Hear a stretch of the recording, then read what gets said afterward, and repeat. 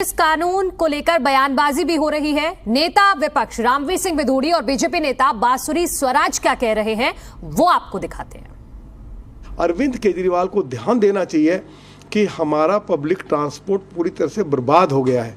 हम 8 साल में डीटीसी के लिए एक नई बस नहीं खरीद पाए हैं। 10,000 करोड़ रुपए के घाटे में चल रहे हैं। जब मुख्यमंत्री बने थे अरविंद केजरीवाल तब दिल्ली के पास या डीटीसी के पास 7,000 बसें थी। आज उनकी संख्या घटकर 3500 हो गई है। वे भी आउटडेटेड हो गई है। तो उनको इन समस्याओं के समाधान पर ध्यान देना चाहिए। और जहाँ तक ट्रांसफर पोस्टिंग की बात है अफसर्स की, वो तो उसका चेयरमैन दिल्ली के मुख्यमंत्री हैं। उसमें कहाँ है ऑनरेबल लेफ्टिनेंट गवर्नर? तो सब कुछ उनको दे दिया है। उसके बाद फिर नाटकबाजी करना वह उचित नहीं है। दिल्ली के लोगों ने उनको दिल्ली दुनिया की वर्ल्ड क्लास सिटी बने, इसके लिए उनको एक बार नहीं 3-3 बार दिल्ली का चीफ मिनिस्टर बनाया है। उस रास्ते से मुझे आश्चर्य है कि सौरभ भारद्वाज जी जो स्वयं एक वकील हैं वो ऐसी बात कर रहे हैं जिससे संवैधानिक प्रावधानों और कानून की अज्ञानता झलकती है कि दिल्ली क्योंकि एक यूनियन टेरिटरी है, वो चैप्टर 8 में आता है कॉन्स्टिट्यूशन के। वो ये कहता है कि पार्लियामेंट के पास ये स्वतंत्रता है कि जो भी वो कानून बनाए दिल्ली का प्रशासन उसी के तहत चल सकता है।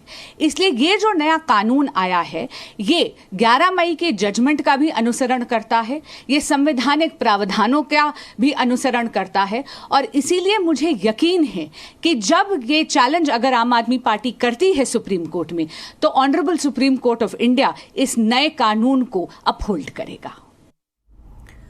और बलराम मेरे सहयोगी लगातार बने हुए हैं। बलराम, बीजेपी बार बार ये कह रही है कि दिल्ली सरकार ने दिल्ली को बर्बाद कर दिया है और दूसरी तरफ सौरभ भारद्वाज की तरफ से ये कहा जाता है कि अब मनमानी करेंगे उपराज्यपाल क्योंकि ये कानून बन गया है और जो दिल्ली के काम रुकेंगे, दिल्ली की जनता के काम रुकेंगे, उसकी सीधी जिम्मेदारी उपराज्यपाल की होगी।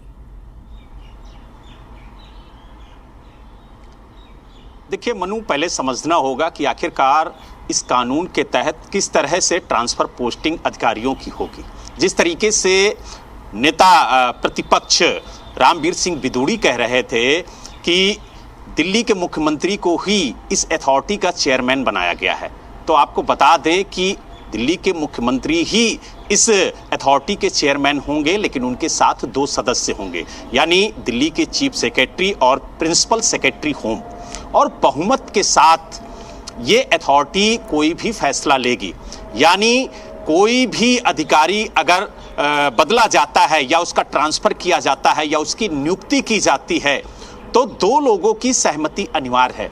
अगर मुख्यमंत्री के साथ कोई अधिकारी अपनी सहमति नहीं देता है तो उनका जो भी फैसला होगा वो अल्पमत में होगा। अगर दोनों अधिकारी चाहेंगे कि इस अधिकारी का ट्रांसफर हो तो उसे मुख्यमंत्री नहीं रोक पाएंगे, क्योंकि वो सिफारिश सीधे उपराज्यपाल के पास जाएगी और बहुमत के साथ जाएगी तो उपराज्यपाल उस अधिकारी का ट्रांसफर करेंगे। यानी कहीं ना कहीं दिल्ली के मुख्यमंत्री अरविंद केजरीवाल को भले चेयरमैन बनाया गया हो, लेकिन जो पावर है वो अधिकारियों के हाथ में है और अंतिम फैसले का जो निर्णय है वो उपराज्यपाल के पास है। यही वजह है कि बार बार दिल्ली सरकार के जो मंत्री हैं, दिल्ली सरकार के जो नुमाइंदे हैं, वो इस बात को कह रहे हैं कि जो भी ये कानून लागू किया गया है इसके तहत दिल्ली सरकार के पास अब कोई अधिकार नहीं रह गया कि वो एक अधिकारी का ट्रांसफर कर सके, क्योंकि जब तक अधिकारियों की सहमति नहीं होगी। फिलहाल बहुत शुक्रिया आपका तमाम जानकारी के लिए। आगे हम आपसे जुड़ेंगे